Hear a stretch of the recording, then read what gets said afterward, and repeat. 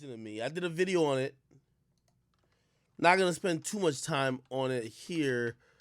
Pop Smoke 15-year-old. If you Google it, the top story should be this one. This is a couple things that I'm gonna point out real quick inconsistencies that I was like, huh? Anyway, by the way, here's the thing. The cops locked up a bunch of people, right? There's one kid, he's the youngest, he's 15. Now they're saying, which I'm imagining they would have probably did for most of the defendants, not only just one, they put a cellmate in with this kid, and they said basically this person had a recording device. So that person was wearing a wire. That person was an informant. Possibly, like, which is crazy to think, the feds or the whatever, state government, whoever, they have people that act like inmates, right? Either that or they probably told somebody else who's actually an inmate to say, if you wear this wire and record your cellmate, we will give you leniency, whatever the case is, right? Anyway, the 15-year-old who was involved in the murder started running his mouth, right? He basically told him that what they got from the robbery was this $2,000, this Rolex that they sold for $2,000. Now, the Rolex cost way more than $2,000, but they only could sell it for $2,000 because, like, bro, shit's hot, right? Like, obviously, the cops are looking for this and third, they're trying to dump it and dip. Now, I'm going to show you some inconsistencies with this whole thing. First of all, before we got to hear what this 15-year-old said, because the cop was testifying, they also have evidence of it. And by the way, this is all pre-trial stuff going on. It was rumored that Pop Smoke got shot while he was in the living room, on a couch, like a lot of stuff going on. But according to this, hear this, right? The triggered teen, youngest of the four, is facing murder for robbery. He allegedly admitted his role in the slaying during a recorded interview with a cellmate at a juvenile detention center last May. He admitted he shot the victim 3 times with a 9mm, and the police detective testified at a different suspect's hearing, which is the only adult defendant. So there's only one. What the fuck? The sole adult defendant in the high-profile prosecution. How many kids are in this shit? What the fuck? Anyway, they admitted they asked for jewelry and then had a confrontation with Pop Smoke. Here's some of the key things with Pop Smoke during the 4 a.m. home invasion. Now, they had a party before, earlier that night. Pop Smoke was taking a shower.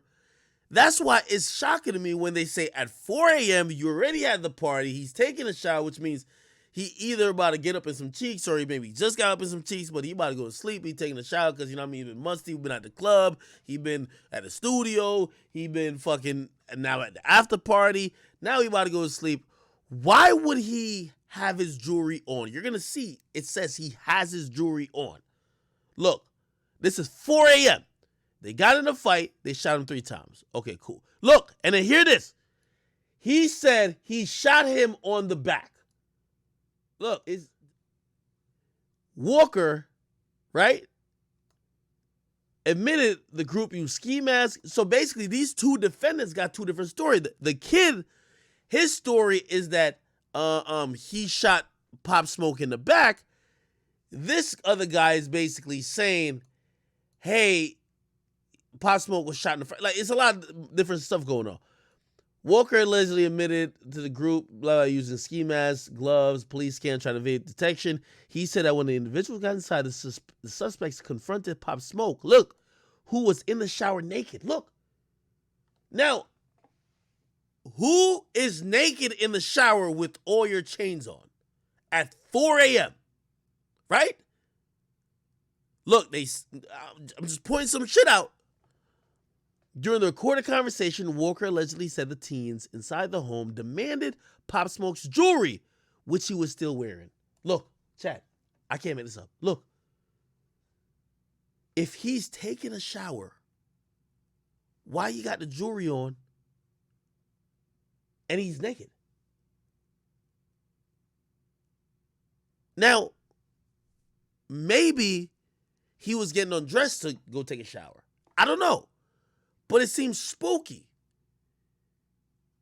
He's naked, but he's wearing jewelry.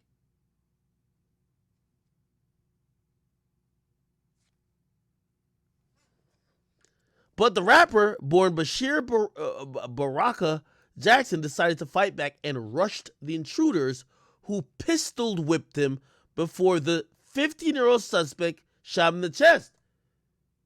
Then the 15-year-old tell somebody he shot him in the back. What's going on here? Remember, look, shot him in the chest. Let's scroll up. Then in the recorded interview, he said he shot him on the back.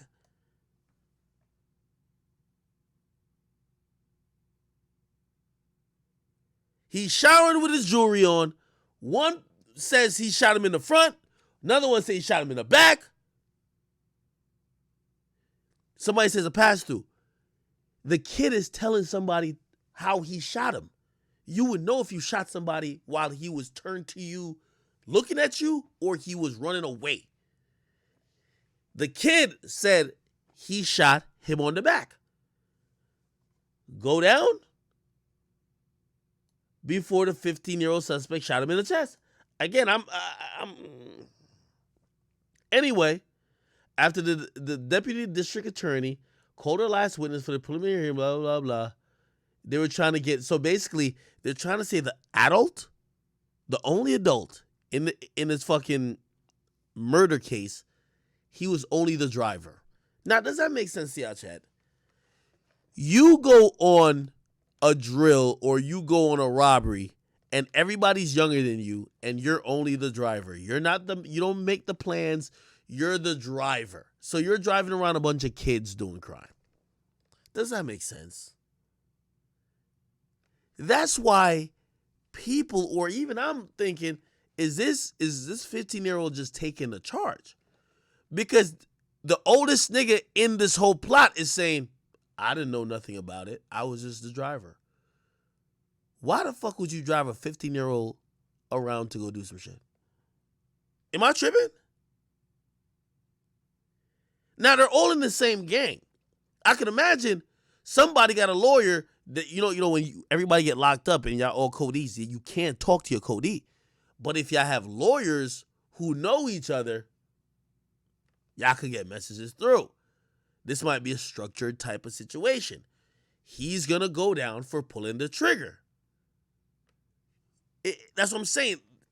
Right now, again, what we're hearing is not even forensic shit. We're hearing shit from people's admission. One nigga saying he pulled the trigger. Somebody else said, no, well, nobody's saying he didn't pull the trigger. People just saying, oh, he was shot in the back. No, he was shot in the front. But look, oh, he was naked, but he had all his jewelry on. Huh? He argued Walker, this is the oldest nigga in the case, was only the driver that night. Never entered the house. You're chaperoning a bunch of little niggas to robberies? And you're the oldest and you don't even get out the car? Even told the younger defendants not to shoot anyone. So you're driving your young bulls to the robbery. You don't get out with them, but you just tell them and hope they'll follow it. They're 15. Yeah, don't shoot anyone. Huh? He's clearly not an ignorant, blah, blah, blah, blah, blah. Look, they're trying to do what they try to do with TK. At most, he's a principal in a robbery. He's a driver. He's outside. What type of lawyer he got? It must got a nigga who got his law degree from ICDC. Even if you admit to going and being a part of the robbery and the robbery turns to be a murder, you're in a murder. You can't say, oh, I only signed up for a robbery, not a murder. You planned a crime that escalated and turned into another crime. You are guilty. That's why I can't understand why his lawyer would even make this fucking case right now. That's why Tay-K went to jail for life. They were trying to say Tay-K didn't want nobody to get shot when that shit was going down. But the mere fact is you supplied them with guns. You were with them to go break into somebody's crib. What you mean you wasn't with nobody getting clapped? Look, Williams responded by arguing, Walker has scouted out the house hours early and knew his co-defendants planned to rob Pop Smoke at gunpoint to obtain the items he flashed in his Instagram photos. They specifically target this house, wanting this victim to be here, she argued, saying Walker's actions showed a reckless indifference to human life. They denied, obviously, the request to reduce the charges or throw anything out. Public testimony in this case started Thursday with 2 LAPD detectives giving first detailed account of what allegedly happened. They're saying that a woman, listen to this, who was with Pop Smoke in the rented home, the second-story bedroom, recalled seeing a group of men storm through curtains from a balcony accessible by a backyard staircase. Let's be slow with this. The woman with Pop Smoke, let's say that's Pop Smoke's chick he's fucking for the night, is saying or told cops that the way the men got in the house, look, recalled seeing a group of men storm through curtains from a balcony accessible by a backyard staircase. These niggas knew the exact way to get directly to the fucking room Pop Smoke was in.